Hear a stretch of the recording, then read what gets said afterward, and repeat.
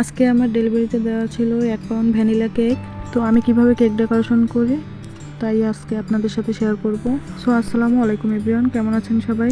একটা বোর্ডের উপরে আমি হুইপ ক্রিম লাগিয়ে কেকের একটা লেয়ার দিয়ে দিলাম। এবার দিয়ে দিচ্ছি সুগার সিরাপ। অনেকেই ভাববেন হোয়াইট কালার সুগার সিরাপ কেন? তো আমি সুগার সিরাপ বানানোর পরে তার ভিতরে একটু হুইপ ক্রিম মিক্স করে নিয়েছি। এরপরে কেকের উপরে ক্রিম দিয়ে নিচ্ছি।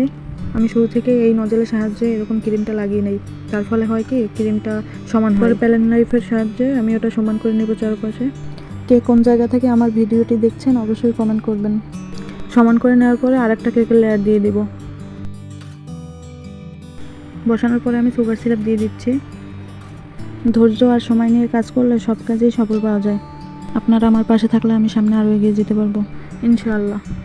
সো দেরি না করে আমার চ্যানেলটা সাবস্ক্রাইব করে পাশে থাকা অল বাটনটি অন করে দিবেন।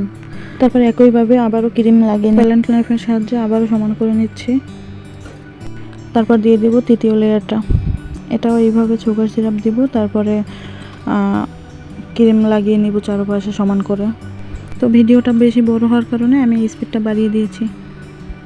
একই নজলের সাহায্যে উপর থেকে আমি ক্রিমটা লাগিয়ে নিচ্ছিলাম, এর কারণে ক্রিমটা সমান হয়, কোথাও থেকে আর কি কেকটা বের হয়ে যায় না। তো প্যালেন নাইফের সাহায্যে সমান করে নিলাম। সুন্দর ও সহজভাবে ফিনিশিং আনতে চাইলে স্ক্রাপার ব্যবহার করতে পারেন। তো আমি স্ক্রাপার দিয়েই আমার ভালো হয়, এর কারণে স্ক্রাপার দিয়ে আমি সমান করে নিচ্ছি।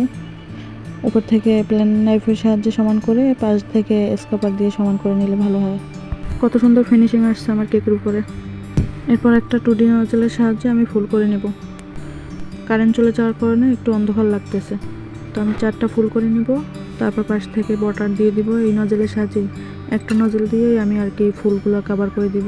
আমার কাছে মনে হয় এই 2D আর অনেক নজলের ডেকোরেশনগুলো অনেক সুন্দর হয়, দেখতে অসাধারণ। স্টার নজলটা দিয়েও আর কি মোটামুটি ভালোই হয়। তো আমার বেশি কাজ হয় অনেক নজল, 2D নজল এগুলো দিয়ে বেশি কাজ করা হয়। বলতে পারেন আমি কি অন্য নজল দিয়ে কাজ করি না?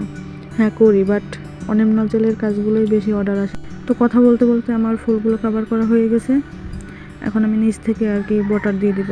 তো আমার ভিডিওটি আপনাদের কাছে কেমন লাগছে অবশ্যই কমেন্ট করে জানাবেন।